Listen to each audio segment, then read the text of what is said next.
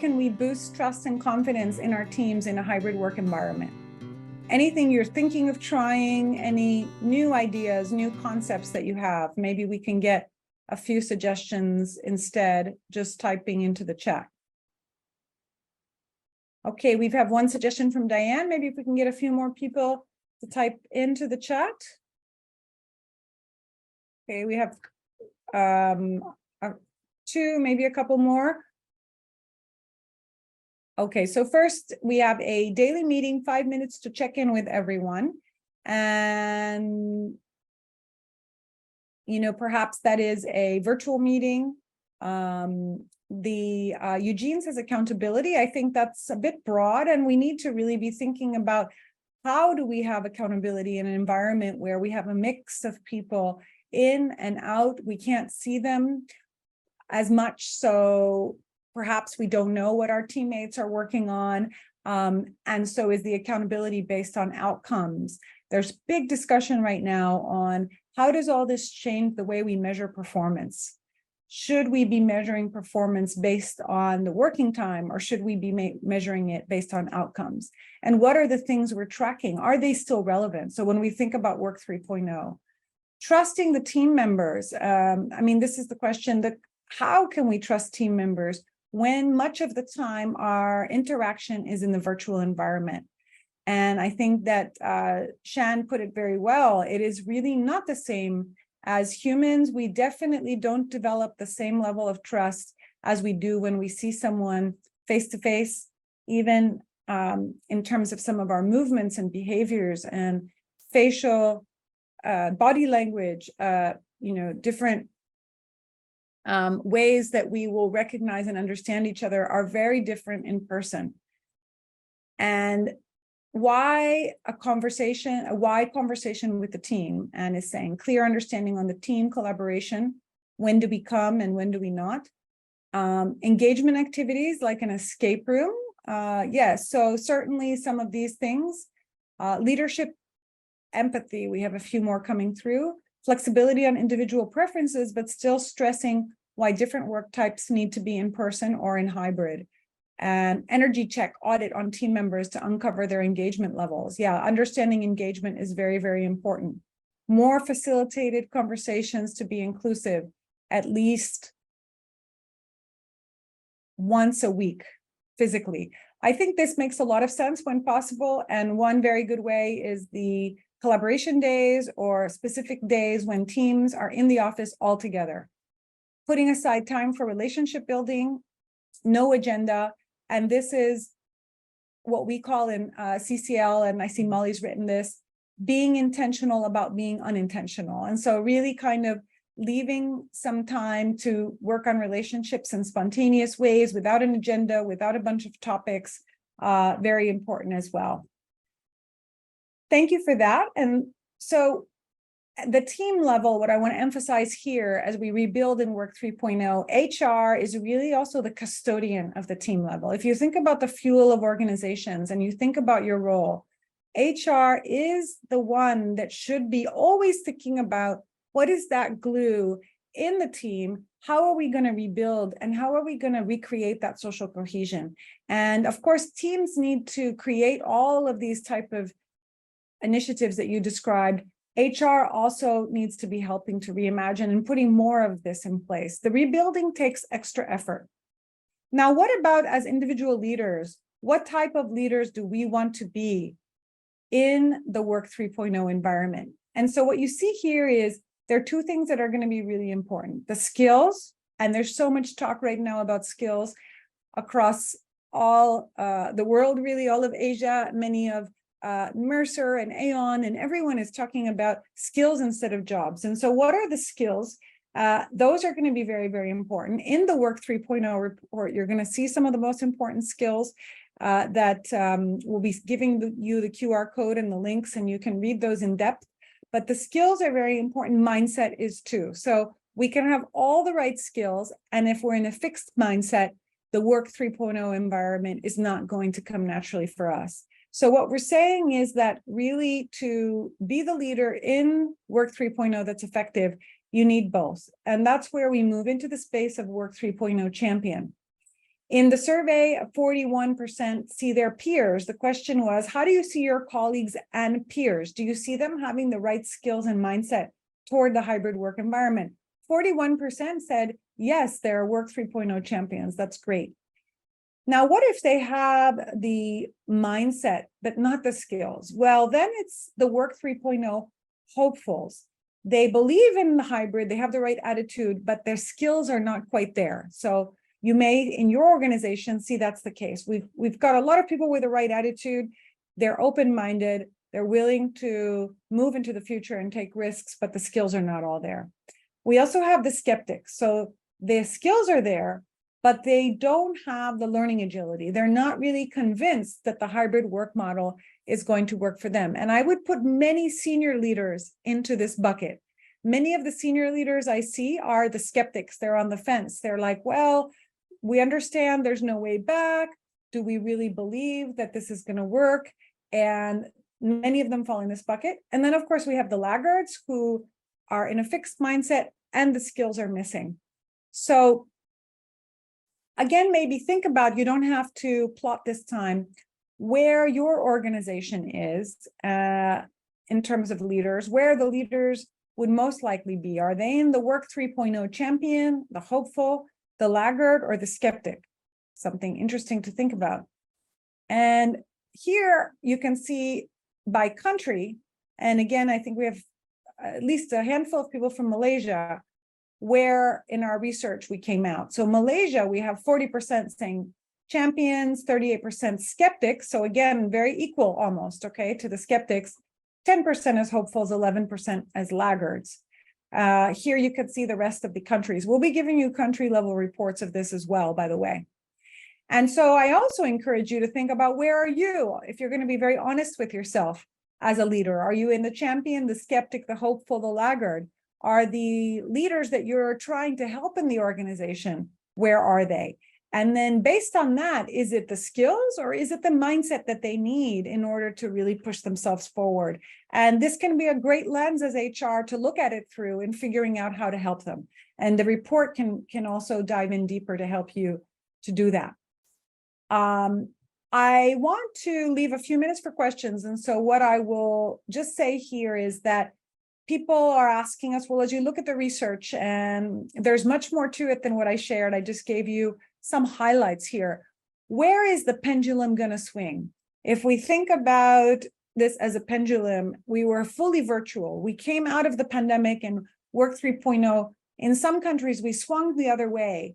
Some leaders, some CEOs, everybody come back in the office 5 days a week. We've had the revenge travel. We've had the big conferences in the last 6 months. Bring everybody together in a location like Singapore or Thailand, et cetera.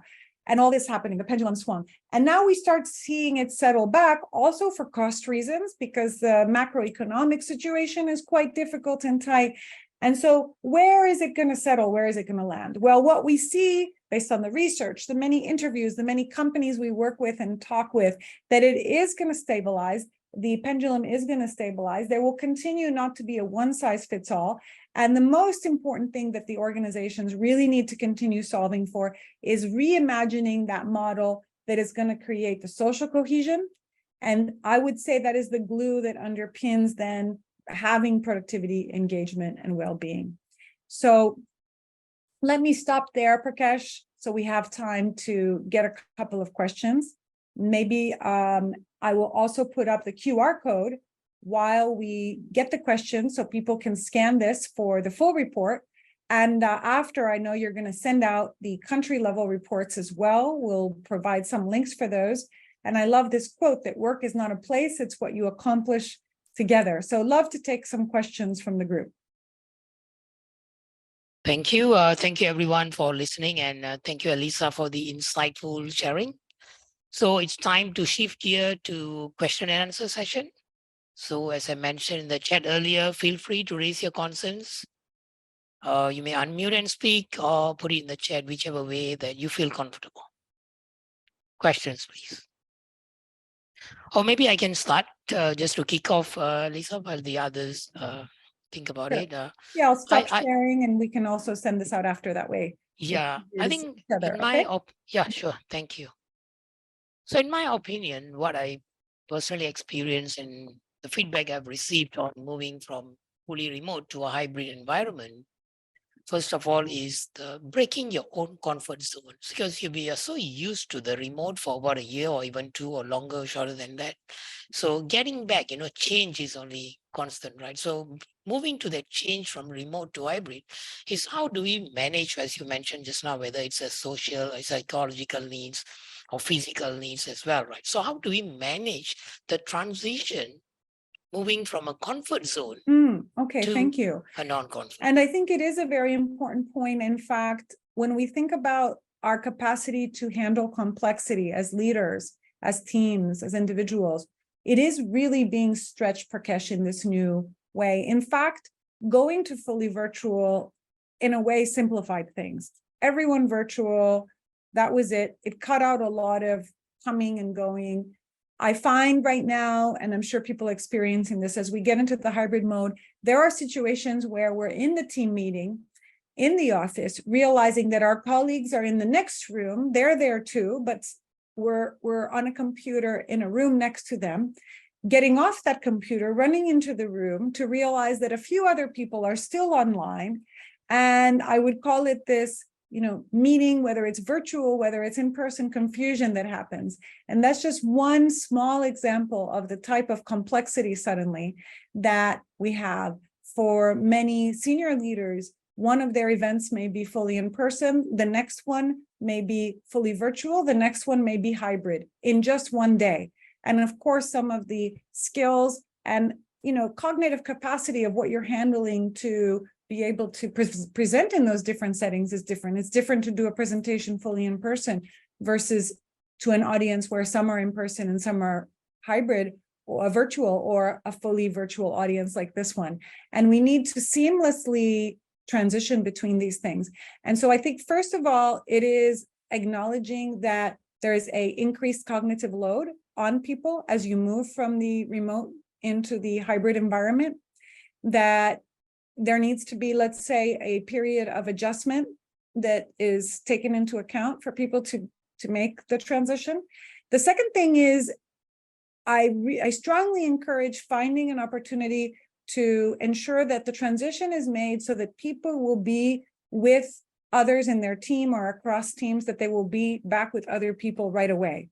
Because we're seeing very often as this transition happens, people come in and they either don't see anyone they know, they don't see anyone in their team, and they're coming back to an office environment that's lonely, that's a bit depressing, and that doesn't really start you off. It doesn't make the transition in the best way. And so how can we make that transition, I would say, really make people want to be back in the office? Of course, many are trying various things, offering food, offering different activities. I think simply making sure that their colleagues that they know will be around on the same days they will be around is going to make all the difference. So how can you orchestrate it in that way would be one of the biggest things, I think. And in fact, more than half have missed that. They've brought people back in, people are coming back in, still feeling very isolated and alone. And I think that, misses the mark. Yeah. Thank you, Elisa, for that. So as you mentioned, I believe it works two ways, from what the employees could do and how the employers are attracting employees back to the organization. Yeah, you're right. It is both. And with the best intentions, the organization can put things in place, HR can put things in place. I think we absolutely need both. So Okay. it's set up in the right way, and then the employees take accountability to also think about, how am I going to transition back in a way that's going to get me excited, that I'm going to feel motivated about. Thank you for that. I've got one more question, but I'm going to hold that. I'm going to open it to the rest.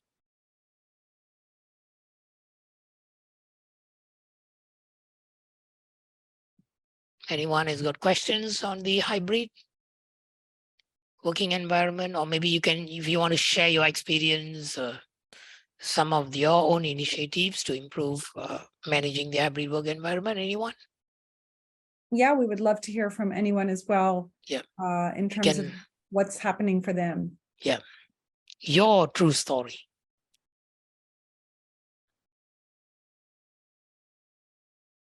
Hi, my name's Diane. Hi, Diane. Hi, Alyssa. Hi, thanks, Prakash.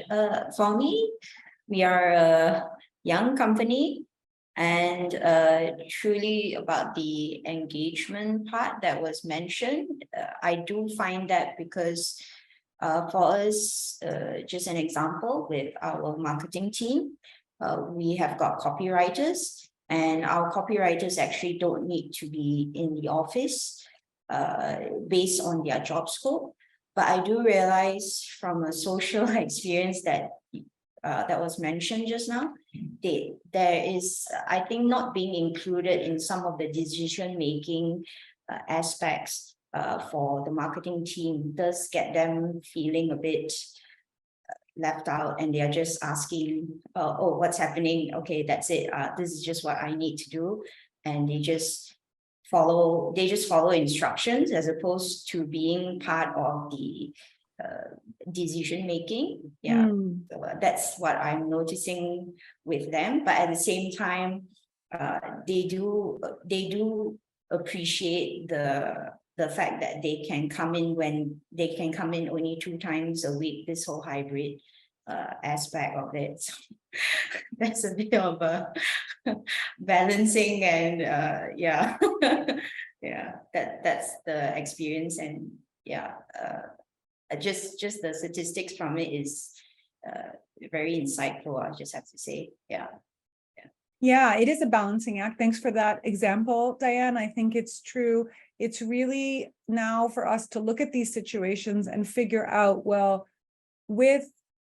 and not fall into complacency. So to notice, okay, there is the copywriters, it may be the operations staff, it depends. There's a pocket of people, just like that group that we saw, the poor performers, who are suddenly left out, left behind, not engaged. As we get back in with hybrid, it is very easy to miss some of these things, and they can come at a great cost over time. And so you didn't notice that the CVD people are not really engaged. They're not part of the decision making. Maybe they're not being very vocal. And then over time, this will present bigger problems in your business. So I think that this noticing is very important for HR, to be looking across all the groups, asking a lot of questions, and then, figure out what you can do. The answer is not bring everyone back 5 days a week. We know that's not the answer. Unfortunately, it's more complicated than that. And if we try to stay away from that complexity, we're going to fail. We have to navigate through the complexity and figure out the right recipe. So it might be the CVD come in 2 days a week, but let's get them in on the day that we do more of that decision-making meeting. So then they can be part of it. More very deliberate, very targeted. First, we have to be noticing all of these things to even take those deliberate and targeted action, and not fool ourselves into thinking we're going back to work 1.0, because I tell you, we all would love to. And sometimes we think we're back in work 1.0. We are not, and we will never be. So it does require an extra lens, an extra vision from all of us, from our organizations, from our leaders, to really prepare for the future. Thank you. Thanks, Diane. Thank you. Any more questions or comments? No questions. If not, we are 1 minute to 5 p.m., almost on the dot. So if no questions, can I thank all of you for joining? Or anything, Alyssa, you want to wrap up before we complete the session? Just to say thank you. Thank Happy you. Friday, and have a wonderful weekend, everyone. All right. Same here. I want to wish all of you have a wonderful weekend as well. And thank you once again for joining. Take care. Thank Bye-bye. you. Thank you, Prakash. Thank you, Arisa. Thank you. Thanks.